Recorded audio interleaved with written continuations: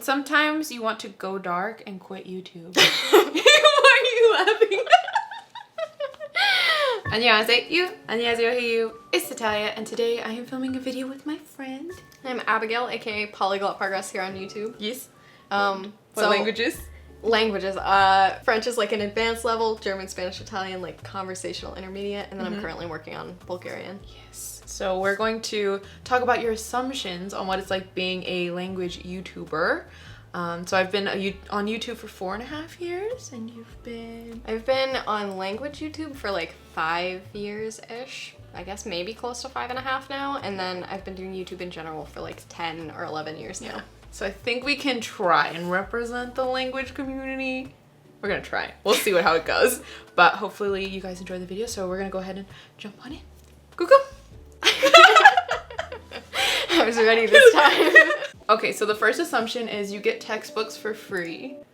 And let's go ahead and include just resources in general, like websites, subscriptions. I wouldn't say that it happens often, but it has happened to me before. Okay. So I've never gotten a textbook sent to me by like a company, but I've actually had 2 different times where subscribers have sent me books. Whoa. So actually, give them your address.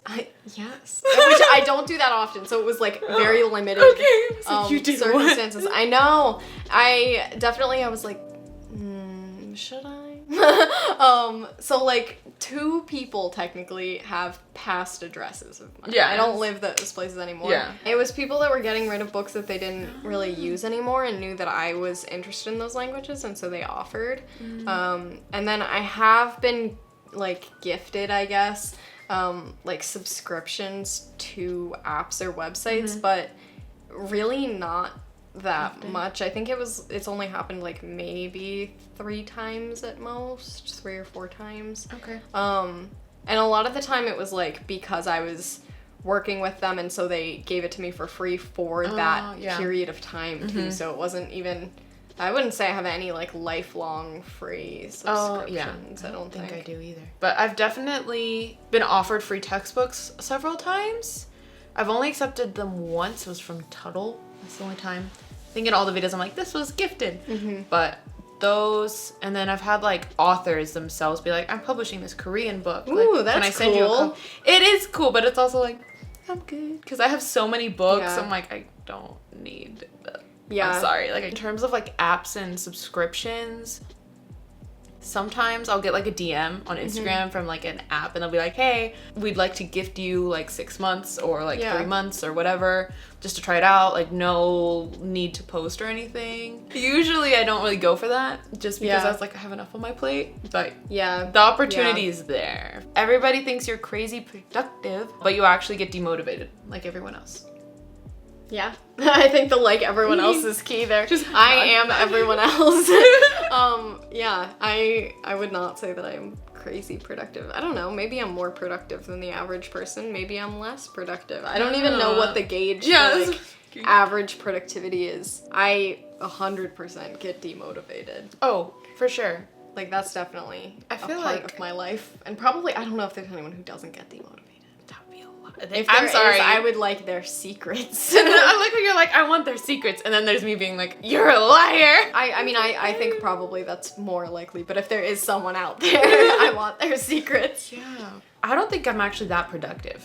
If I like think about it, I'm like, I don't think so. I don't think I even study as much as people think I study. Like, I really only study several times a week. Maybe like 2 or 3, and sometimes it's just my italki class. Like, I'll just go to my italki class, maybe review a little bit before, but like, that's it. Your desk is usually messy when you study, but you tidy up a lot when filming a video. And then someone else said you have a pretty desk / organized space. So the first one about like having a messy desk and then cleaning it, no, my desk is always nice and clean. Yeah. Okay. We talked about this. All right, Natalia. Listen. It's because I work from that desk and I study from that desk. So everything needs to be moved off. Like all the work stuff has to go in order for me to study. And then all the study stuff has to go for my work stuff. Because we're still working from home for my company, so mine is similar to that then. Because mine doesn't stay messy for very long. Like I like having a clean desk space, so usually after work I'll clean up my desk, and I also study and work from the same desk because I work from home. Oh, okay. Like I will clean up, like put away my work computer because I have to use my work's laptop. Yeah. So like I'll put that computer away and like tidy up my area before I study. I think in terms of like for filming though, it might look more aesthetic than it normally does. When I'm filming, I think of the composition of the shot. So if one corner looks super empty, I'm like, all right, pencil, like, not case, but like cup goes there so it doesn't look empty. Or I'm like, okay, I'm gonna put like this highlighter. There's the secrets. The highlighter is gonna be in this bottom corner so it looks like it's like a full shot. That so I mean, sense. I'll do that. If I'm studying and doing work, sometimes I maybe will have some like work stuff still out, since I'll usually clean up more so like between things or at the end of the day. So if I'm going to film, like I might just put certain things away, especially if it's like more personal stuff. Like maybe I do have a sticky note that's like, remember to email this person for work, and like I don't want that in the video, obviously. Yeah. So like I think I tidy more so because it's like a public thing, and so it's less so me wanting to come across as more organized and more so me being like, those are things we don't share with people. I don't know, you pick up before guests visit your house, so I'm gonna pick up my room before I start filming. Yeah. So the next one was, you hate the Shocks Natives videos. Oh. A little. You're like scared, they're not gonna hear you. I mean, they might hear you. I kind of don't like that. Yeah, they make me uncomfortable. For a lot of reasons. Oh yeah, like, me too. But I think the number one reason that I can't watch them is that it, like, I guess maybe I'm too empathetic or whatever, but I put myself in the position of the people and the idea of me going out and doing that is like, I could never. I could never. Honestly, I'm more concerned about the people they're putting like on camera. Oh, definitely that factors into it too. I feel like there's definitely an aspect of it that I find very uncomfortable in a more like kind of problematic way of like invading privacy, assuming people's like linguistic backgrounds and stuff just based on the way they look, like assuming that their nationality and where they're from and what language they speak and all of that. But like even just on a basic level, the idea of going out and like making content that is centered around showing how good I am at a language by just sort of forcing it upon other people is like, as an introvert, as an anxious person, it makes me I feel uncomfy watching them because I can't help but like imagine what it would be like to be that person. If I was the one filming the video, I would be all like, that, and then I can't imagine putting a camera in someone's face like that. Like I think it'd be unlikely that they're getting like okays from these people like afterwards. I always assume that they do. See, I'd always assume they don't. Posting something that is, the aim is to kind of like highlight my abilities, and especially to highlight my abilities using other people's reactions and things like that. I feel like it kind of makes the native population look ignorant too. I think that's the other thing. The other like kind of more real aspect of it being a sort of issue for me, those videos being popular, is that like you don't really see people making those like person shocks Americans with perfect English or whatever. Like I think there's a much different kind of view, and I think this is a problem the whole language community has, of like there's a much different way that we view people who have learned English than English native speakers who have learned another language. Like I don't think it's that cool of a thing that I've learned another language. Like I think it's cool for myself, but like I'm proud of myself. There are lots of people that have learned English or immigrated to places, and I think it's just kind of a weird double standard. It's expected that makes me really that you're gonna learn uncomfortable. English. Yeah. If you're gonna move to the US, you're expected to speak English. Yeah, I think it's uncomfortable on a different level that we as a community enjoy those videos. Do we hate them? No, we just kind of feel very uncomfortable. Yeah, I think they make me feel uncomfortable, and they raise some larger issues for us to discuss as like a community, but like I don't think that the people that film them are bad people or even trying to do harm. Like, there's our 2 cents. I guess a total of 4 cents. You have to be at least intermediate to begin a language YouTube channel. No. I'm thinking when I started my channel, I was already intermediate. Yeah, like, I was in my last year of high school when Polyglot Progress was started, so I was already planning to go into my French degree. I already had that level of French, so at least an intermediate level, but the idea that why it was started was like to document progress, hence Polyglot Progress. Yeah.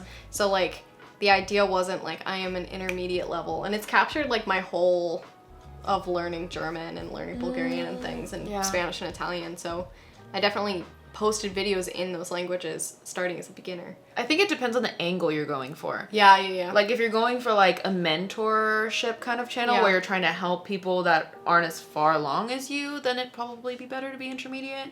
Because as a beginner, I feel, at least when I was a beginner in Korean, I was lost. I was so confused with everything. There's no way I could have helped anybody. Yeah. But if you're just trying to document and share that like journey, then I don't see why you would need to be intermediate. Yeah, I was gonna say that too. Like, I feel like if you're teaching the language, being like... You should be above intermediate. Yeah. Like, then that's a different story. And if you're being a mentor, it's helpful to have that experience already. YouTube gives you motivation to study. Yes. I started my channel as a way to stay motivated in studying Korean. Like, I had just come back from studying abroad in Korea, and I remembered what had happened with my other languages that I had stopped studying. And I was like, God forbid this happen again. Yeah, I would say like the main motivation isn't for YouTube, but the YouTube does make me be perhaps more consistent. I think that's similar for me. Like, I don't know if YouTube necessarily... Other people's videos motivate me to study. I don't think my own videos necessarily motivate me to study. I can't really think of any that totally have. Like, if I'm not studying, I don't really feel as encouraged to make YouTube videos, but I think as I make YouTube videos, I'm talking about languages, and it inspires me to keep going. So I guess they motivate me a little bit. Sometimes you want to go dark and quit YouTube. Why are you laughing? Oh my god. Yeah. Gets quiet. Yeah. I like that assumption so much. The first time I read it, like when we were compiling the assumptions we were gonna do, I like genuinely laughed out loud. Like I was looking at my phone and I was like, Yes. I feel like anytime I feel tired, I'm just like, what if I just don't? Or like, I'm planning on moving to Korea, right? So I'm like, like I don't have to, but if I change my name, move to a new country, stop uploading on YouTube. No! I'm like, moving videos are a big thing. And I also know my audience has been asking, like, will you vlog the moving process? Will you vlog da-da-da-da-da? Because it's like, they're interested, and I'm sure it's something that a lot of them would like to do. So I'm like, I get it. And I'm like, this is a good thing that I should vlog. That way, if I reference it later, I have footage. But it's also like, I don't want to. Like, sometimes I just don't want to. And I'm like, what if I just disappear?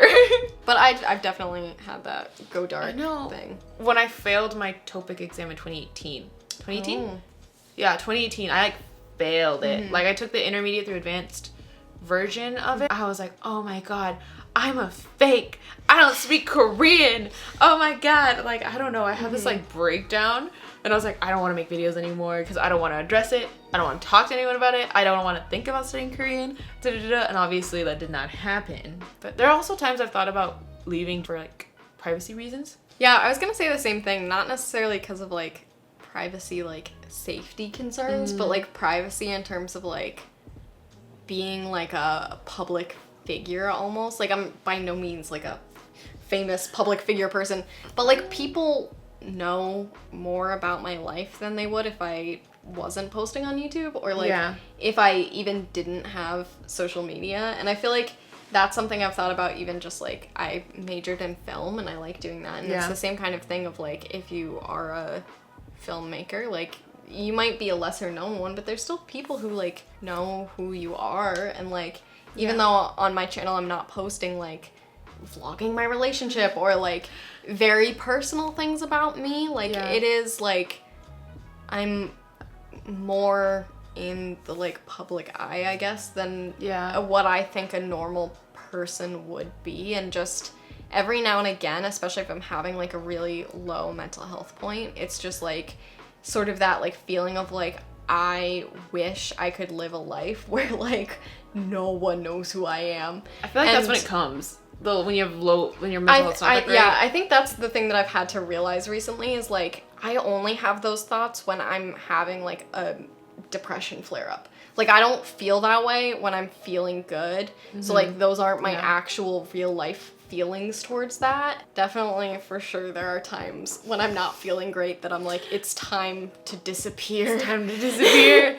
Oh my gosh. And then there's me, and for me, it's mainly safety stuff. Because especially with like moving to Korea, I'm like, I would like to vlog, but also that means people know what restaurants I like to go to, what cafes I like to frequent, potentially what school I'm going to. Yeah, see, I've never done like that level of things. Like I said, like the address thing has been very specific situations. It's not like publicly this is where I live. Yeah. I've heard that like that's like pretty I feel like that's a common cycle for like YouTube or other social media people, and like I forget about it, and then when I talk to other people who do YouTube, they're like, yeah, I think that all the time, and I'm like, oh, we all just feel that way.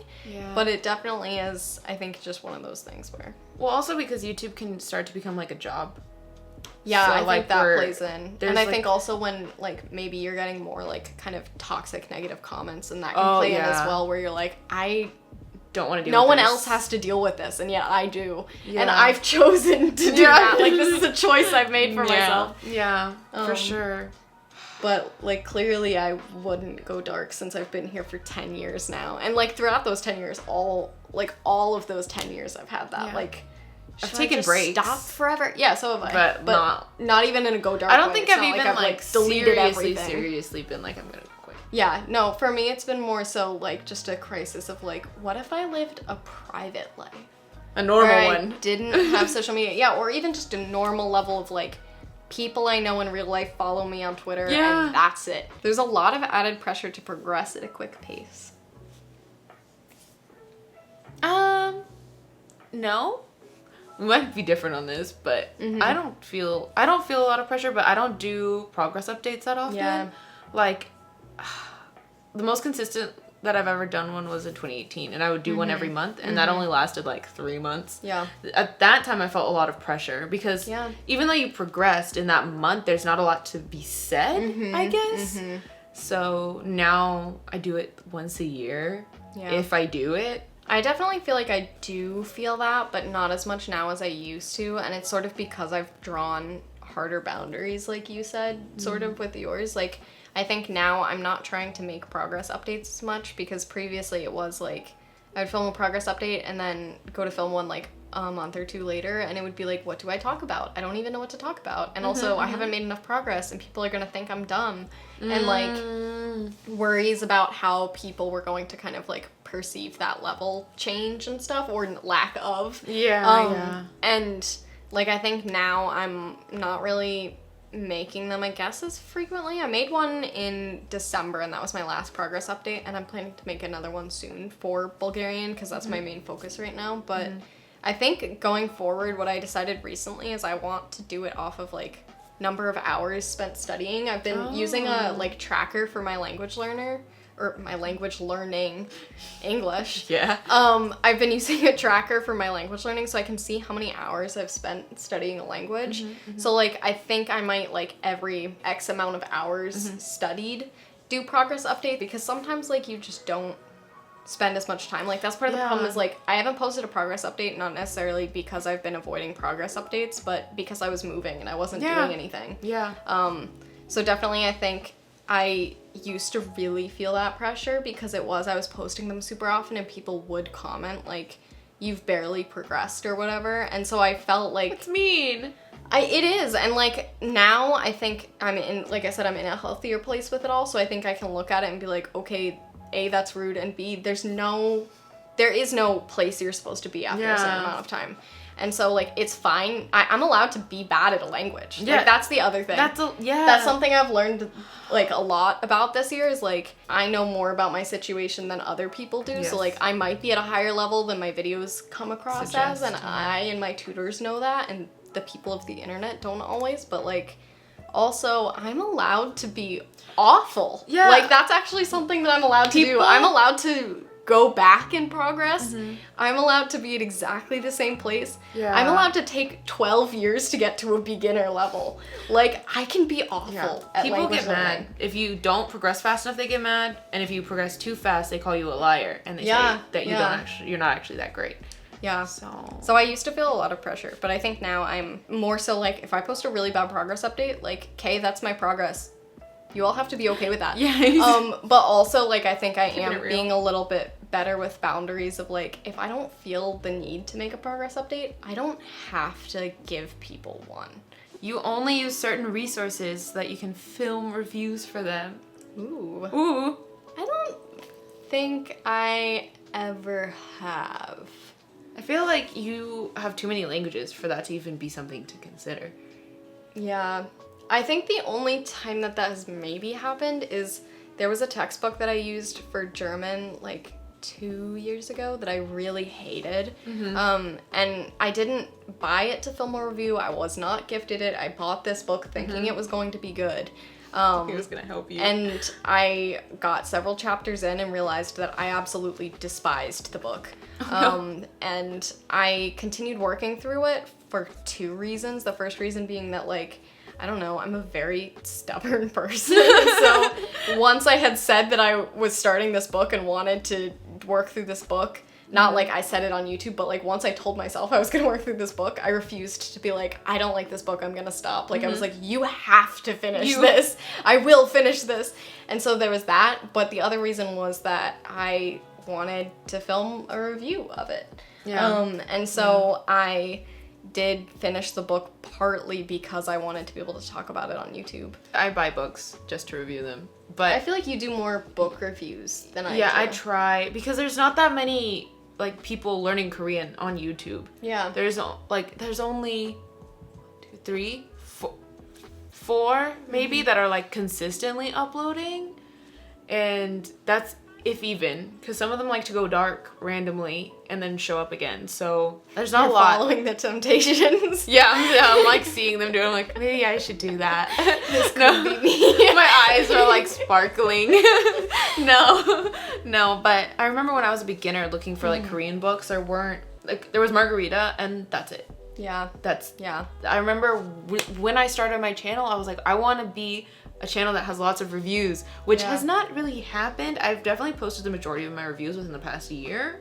Yeah. But it's hard. I've wanted to be a channel with more, like, I think if it was my dream idea for Polyglot Paris, there would be a lot more reviews on my channel. Yeah. But it is that thing of, like I said, I have to do every single part of the book if I'm gonna review it. And so that's a lot of work. On top of the work that goes into making a video, you have to go through a whole textbook. Yeah, there are some textbooks that I have that I've worked through or am working through, and I bought them with the thought of, this is a popular textbook that I've been asked about, so I'm gonna buy it, work through it, give a review. The next one is your community is less toxic. So I assume here the community means language learning community. Answer in terms of like viewers and just other YouTubers, like the language learning community. Like less toxic than YouTube as a whole or other communities. Maybe let's go with other communities. Like I said, I've been on YouTube for like 10, 11 years. And in that time, I've been a part of like 5 different niches. That's a lot. Yeah, exactly. A lot of different niches. I like did a lot of different things.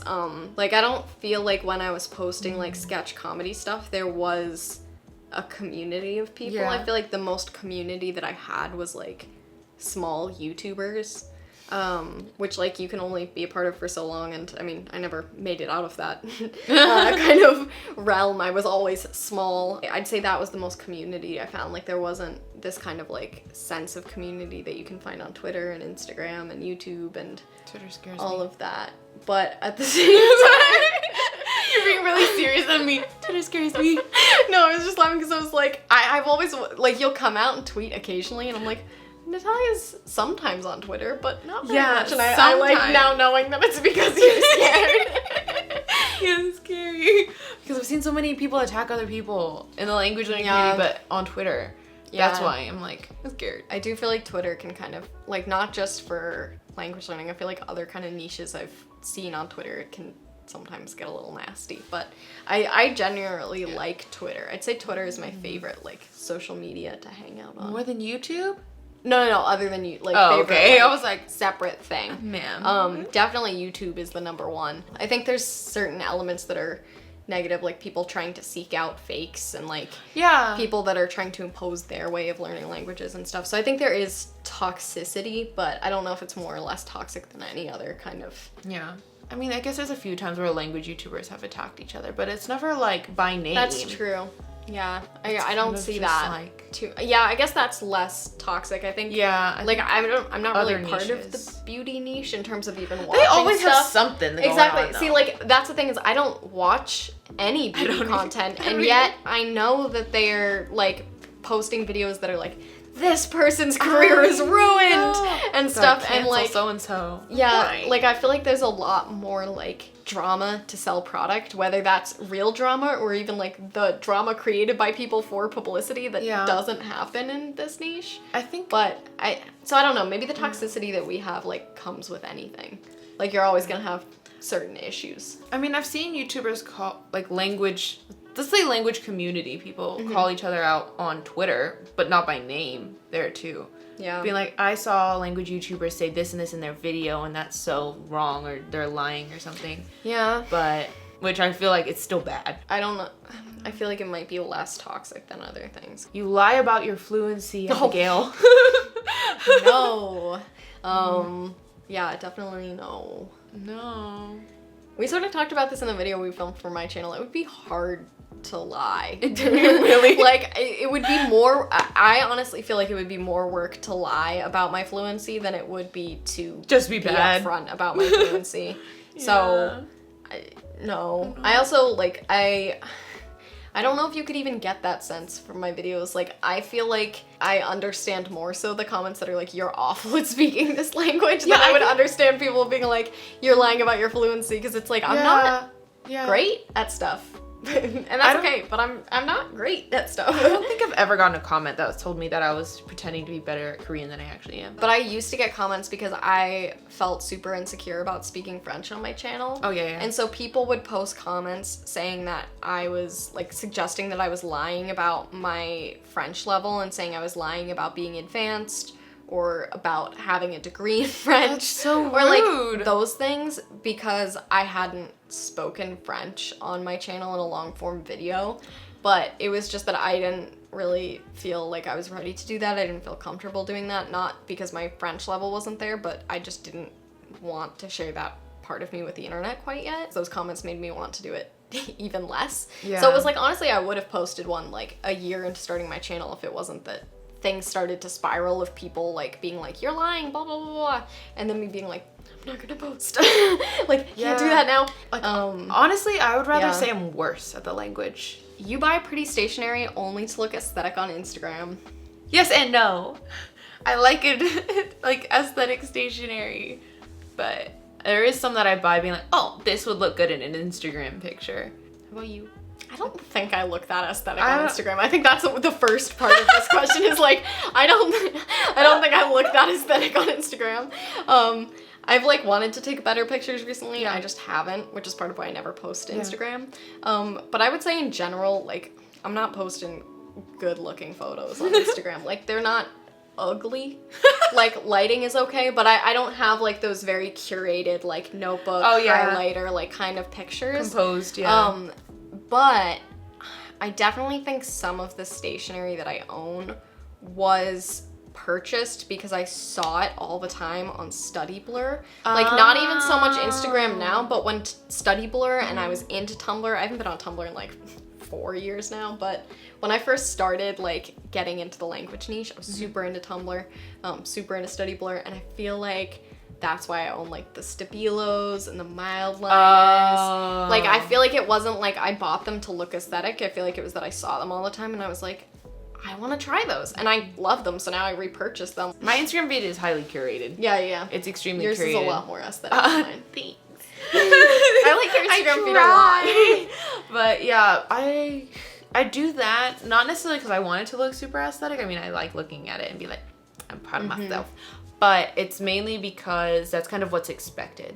in the Steadicam community. It's like, if it looks nice, you have some kind of credibility there. Yeah. Like, as bad as that might sound. So... No, I know you posted in like a Q&A response the other day, you were saying like, quite frankly, like I feel like not super aesthetic Instagrams don't get as many followers, and it's like kind of sad, but it is true, and I definitely think that's true. I haven't seen as many like more realistic study kind of accounts blow up, and I think it's the nature of the platform. Yeah, like, it's an aesthetic platform. Yeah, it's like meant for like aesthetic pictures and things like that. But so yeah, if you want people to read your captions, you need to have a nice picture. You find yourself running out of ideas for YouTube. Yes, no, maybe? No. Yeah, no. I would say. Because even if I, for whatever reason, I'm feeling like writer's block or idea block, whatever you want to call that, I have a giant Google Doc that's like 6 pages long of just various ideas that I've come up with over the years. I'd say at most, sometimes I have a lot of ideas. It's like when you're standing in your closet and you have clothes and you're like, I have nothing to wear. It's like that with ideas where like, I just don't things aren't relevant or I don't want to, because there are things that I've thought of, like even like how to like make a video about studying alongside working, and it's just been like my job changes or whatever, and I don't feel like I can make that video and stuff. Like currently I don't feel like I could make a video about my language routine because I changed my job, so I'm still figuring it out. I don't think I've ever run out of ideas. It's just like I don't have the energy to make the ideas, like one of the videos that I have. Or I already made something recently that was really similar to that. Agree. It's more of like, not the right time for that video. That's all the assumptions that we had. So if you'd like to see the first/second half, depending on which video you saw first, Abigail has one on her channel where we do more assumptions. So you can check that out. I'll link it right here in the box. Yes, we'll see you in the next video. I don't know how to end this with 2 people, but yeah. Comment by them in the next video. Actually, I'll see you in the next video as I'm watching on my computer. Oh my god. Okay. All right, comment bio, guys.